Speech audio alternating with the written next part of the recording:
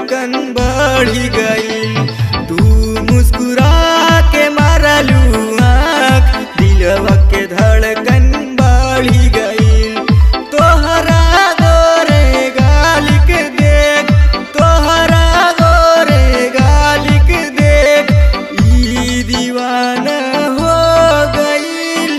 तू मुस्कुरा के मारलू आँख, दिलवा के धड़कन बढ़ी गई।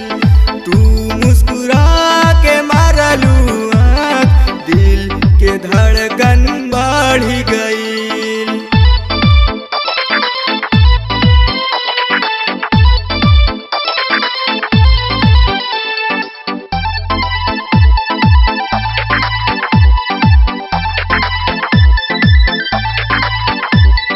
चढ़ल जवानी देखा के हमके पागल बना तू दिहलू।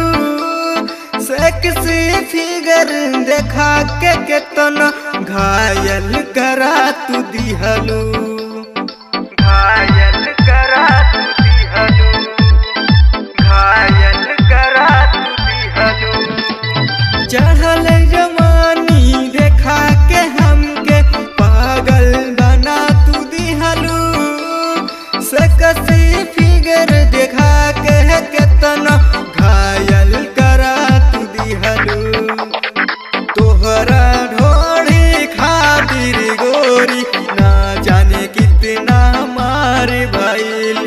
तोहरा ढोड़ी खातिर गोरी ना जाने कितना मार भइल। तोहरा लाले होठिक देख, तोहरा लाले होठिक देख ई दीवाना हो गइल। तू मुस्कुरा के मारलू आँख, दिलवा के धड़कन बढ़ी गइल। तू मुस्कुरा के मारलू आँख, दिलवा के धड़कन बढ़ी गइल।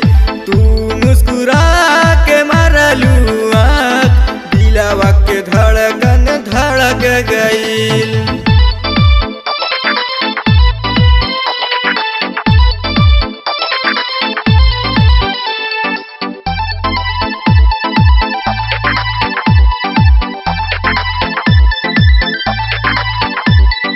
सोलह बरस में चढ़ल जवानी, सगर करत बतबाही हो। तो पारानी ढोड़ी के अपन नाता लोग करी मनमानी हो। तो पारानी ढोड़ी के अपन नाता लोग करी मनमानी हो।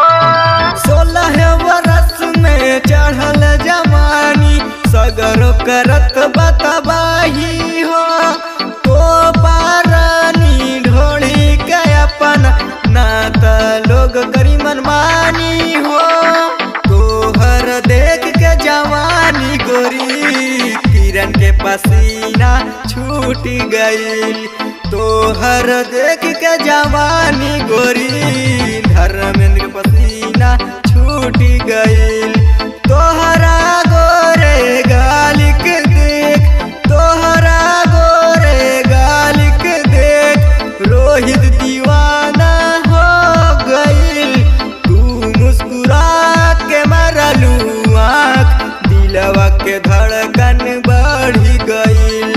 तू मुस्कुरा के मारलू आँख, दिलवा के धड़कन बढ़ी गई। हाँ दिलवा के धड़कन बढ़ी गई। हाँ दिलवा के धड़कन धड़क गई।